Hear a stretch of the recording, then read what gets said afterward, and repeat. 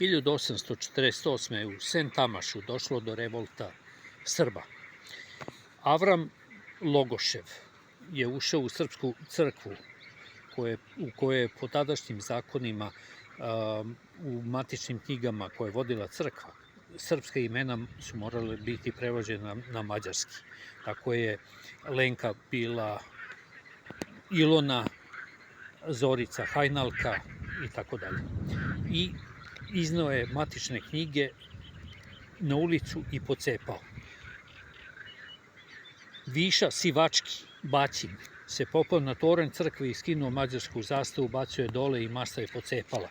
To su lokalni Mađari, kojih je bilo oko 2000, oko 8000 Srba je živjelo tada u mestu.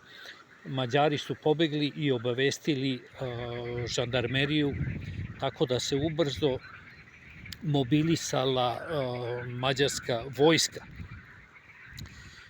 Srbi su to znali, pa su ovde, ovo je reka Krivaja, a malo dalje zajedno sa Velikim bačkim kanalom pravi trougao, uliva se, tako da je jedini mogući način da vojska priđe mestu je bila odavde, pravac u kojem ja gledam, i tu su, gde su ove kuće, iskopali Šanac.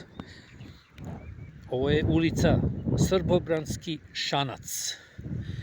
Iz Srbije, iz Kneževine Srbije došlo 100-ak dobrovoljaca sa 9 topova, utvrdili su se, bile su 3 bitke. U jednom momentu Mađari su imali čak 40.000 vojnika, a branilaca je bilo 2600 zajedno sa milicijom, sa graničarima, srpskom milicijom i dobrovoljcima iz Kneževine Srbije. I izdržali su sva 3 naleta. Kako se završilo? Mađarska revolucija je završena, srpska vojska je raspuštena, tada Mađari dolaze ponovo i masakriraju gotovo 5000 uglavnom civila. Ovo više nije Sent Amaš, nego Srbobran u Južnoj Bačkoj, otuda ime Srbobran.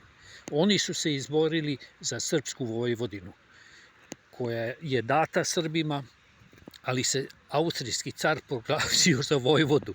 Trajalo je samo 1,5 godine, možda i manje. To je ista priča kao što sad gledamo u Bosni. Daju Republiku Srpsku, pa nas proglašavaju genocidnim narodom, da bi protivno Haškoj konvenciji i Ženevskoj konvenciji, kojim je zabranjeno kolektivno kažnjavanje, ukinuli Republiku Srpsku. Vekovima sprovode istu taktiku prema Srbima.